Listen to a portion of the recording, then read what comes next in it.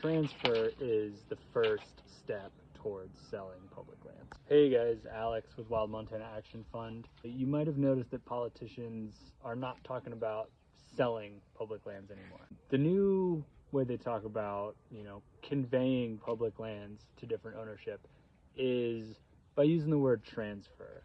So instead of selling off public lands, we're transferring public lands.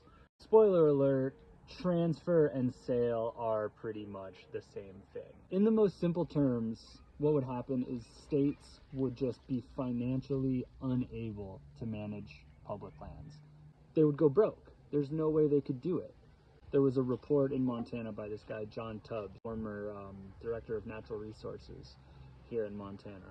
He found that large-scale transfer of national public lands into state ownership in Montana would cost the state $7.9 billion. Like, where is all this money coming from once the state controls all of these public lands? What happens when the state controls a whole bunch of public land and the state is going broke because it can't pay to manage that land? It sells it. So now we're back to the beginning. It doesn't end with transfer, it ends with sale. And then you guys don't need me to tell you what happens when public lands get sold, right? We lose access, the spots we love to hike and camp and fish and hunt and you name it. Lose one of the biggest economic drivers for Montana. We lose clean water. We lose wildlife habitat. We lose all these things that makes us love living in Montana.